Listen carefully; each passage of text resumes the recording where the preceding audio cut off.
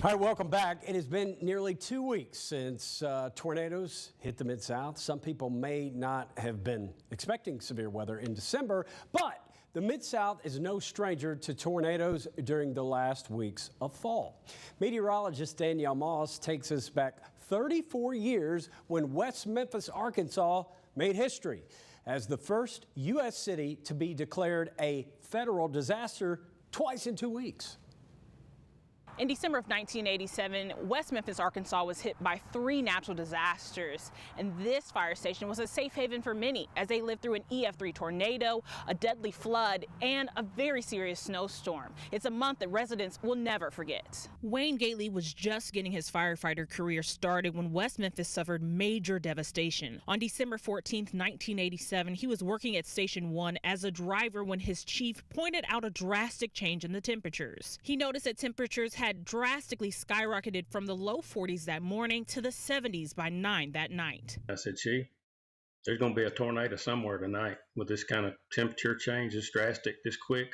I said, it's going to be a tornado somewhere, not knowing that 2.5 hours later, it was going to be us. 6 people lost their lives that night and more than 100 were injured. But Mother Nature wasn't finished just yet. 10 days later on Christmas Eve, another frontal system would pass and West Memphis would get more than 10 inches of rain and the city would flood. One man lost his life when he accidentally drove into floodwaters. Somehow he ended up in the water and when the water was still gushing and rushing and everything, and he lost his life. 2 weeks after the flood, Crittenden County would get nearly a foot of snow that would further cripple the area. Many people were caught off guard by all 3 disasters. Gately has a warning for the people that do not have a severe weather safety plan in place. People need to be prepared, and most people are not prepared.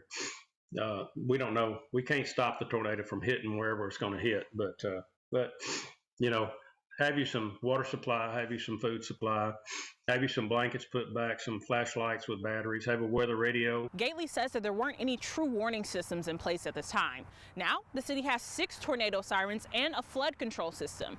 Reporting in West Memphis, I'm Danielle Moss. All right, Danielle, good stuff. And yeah, key there, have a plan in place. And we may have to deal with severe weather next week, but not tonight. One more cold night. This is what you need to know. Gusty winds are coming in the next few days. Big changes loom and record heat. It is looking more and more likely for Christmas. A clean sweep of the radar tonight. And we jump into the Futurecast model. This is tomorrow morning at 6 a.m. Now, it's going to be cold, have a jacket, but tomorrow is the day of transition when warmer temperatures come in. Look at this, by lunchtime, already 60. We will also see an increase in clouds as the day goes along. And by 9 o'clock tomorrow, this is 24 hours from right now, 55 instead of 35. So a 20-degree jump in our temperatures in 24 hours. And we'll continue to see the clouds on Christmas Eve. Notice temperatures, they will be warm throughout the day, easily climbing into the 60s. Some of you will hit 70 on Christmas Eve. And as far as getting your last minute Christmas shopping done or Christmas services, going to and from those, at least it's going to be dry. We're not, and if it does rain, it's going to be a low chance and not much. Overall dry through Christmas Eve. And yes, kids, Santa is still coming. Even though on Christmas Eve night, it's going to be in the mid-60s. Hard to believe. This does not usually happen around here, but when it does, oftentimes we have bad weather. Not this time around, at least not this weekend anyway. And overnight, Christmas Eve into Christmas morning, again, Santa's going to arrive in here just fine. Clouds, but not any major storms to keep him up. So that's good. He'll pass right on through the Mid-South quickly.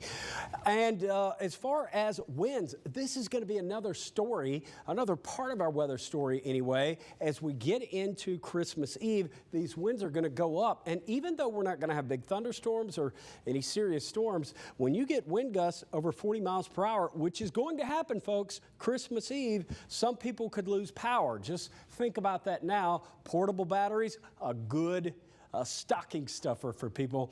That's part of a plan too when you lose power. Look at that, 58-mile-an-hour wind gusts in Jonesboro Friday night at 11 o'clock. That'll take out power. And sunny skies tomorrow, highs in the 60s. Warmest Christmas on record was 1889. I expect to break that this Christmas. 77, incredible stuff. 7-day forecast shows we stay in the 70s next week. Rain chances come back Tuesday and Wednesday, and by that time, we will have to worry about storms. Coming up all month, we asked you to give blood and help us share joy. And you didn't disappoint.